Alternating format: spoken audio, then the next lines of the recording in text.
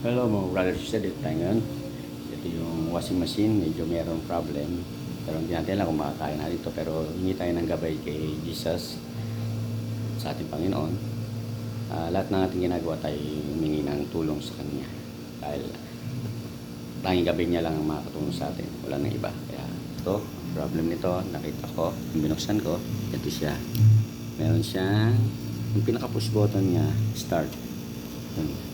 Nabasa siguro kasi open yung kanyang open yung kanyang may sira, ayan kaya dapat talaga meron siyang plastic na na hindi siya mababasa, hindi mapasukan ng tubig. Kaya meron ako isang way na yung dating washing machine, titingnan natin kung meron siyang push button, kung pwede siya dun, compatible siya dun, pwede natin siya ikabit. Kaya yun ang gawa kong paraan, yung gabi sa atin ng Panginoon para magawa itong washing machine na to. Kaya start na ako para gawin ito. Kaya God is good all the time. See you.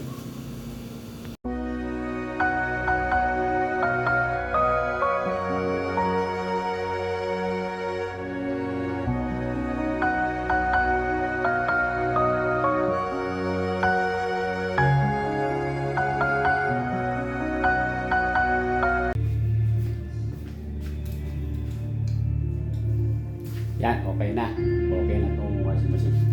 Button. Yan, start. Okay. Wow! Boom.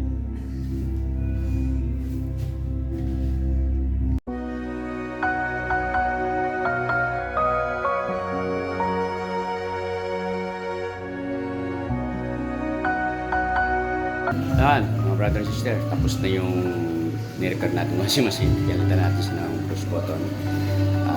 Yan, okay na dahil sa tulong ni Lord God. May iba, hindi dahil sa Kanya, hindi ko ito magagawa. Bigyan niya ako ng knowledge. Okay, ayan na po. Ayan siya. Ayan na siya. Ayan siya. Okay. Wala na. Makapaglaban na ulit. Ngayon, gagawin ko lang para hindi mabasa ulit yung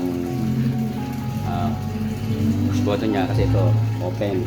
Lalagyan natin siya ng plastic cover. God is good all the time. Thank you, Lord. Sa muli mga brother and sister, God is good all the time. See you. God bless you all.